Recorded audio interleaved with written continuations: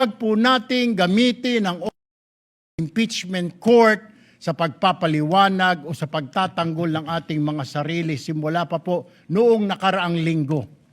Because the time we waste here to defend ourselves, defend what we believe or what have you, is an injustice to the Vice President.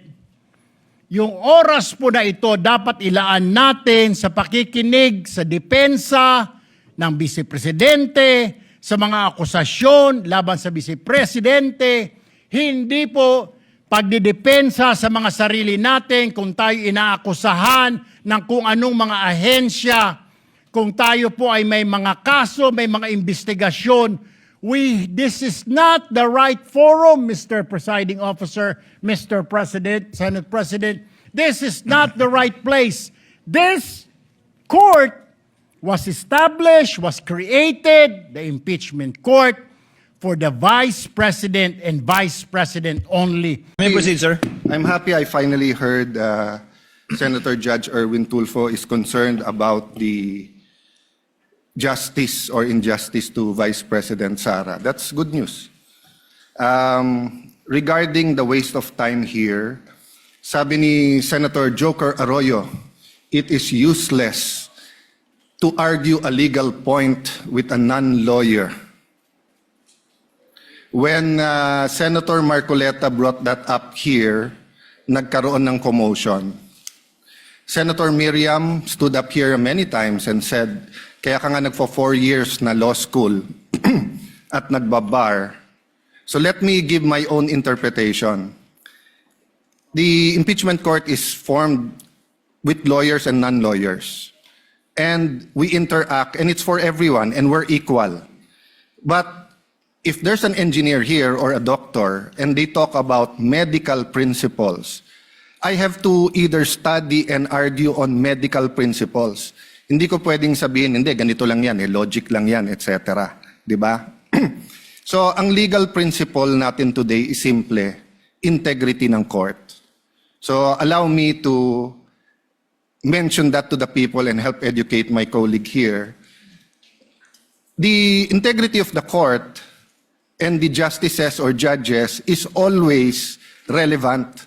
So if the Supreme Court or COMELEC, Court of Tax Appeals, Sandigan Bayan is being heard, and the judges are being threatened, you give them time. So we cannot take the impeachment out of context.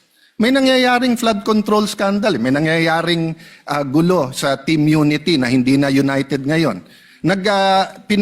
We consider Senator Marcoleta and Senator Jinggoy political prisoners, weaponized yung Blue Ribbon Committee at weaponized yung ano. So Mr. President, hindi tama na sabihin na I wasn't, after we brought up the problem with NBI, they doubled down, naggumawa pa ng task force.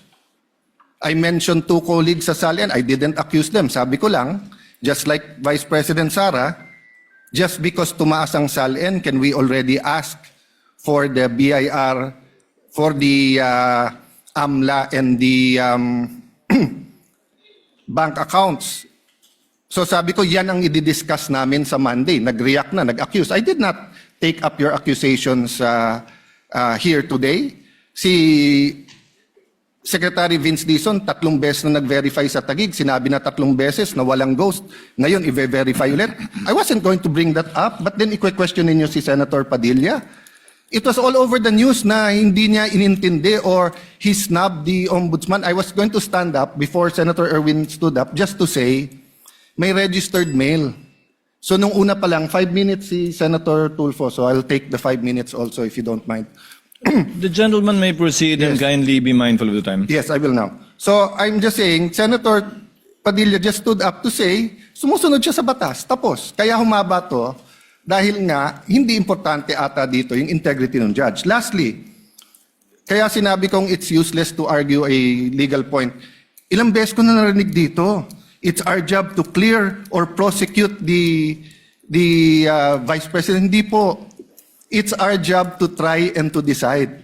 It's the prosecution's job to try to prosecute, and it's the defense job to convince us na wala. Our job is to try and to decide. And when you decide, you acquit or you convict. Why is that important? These are legal terms.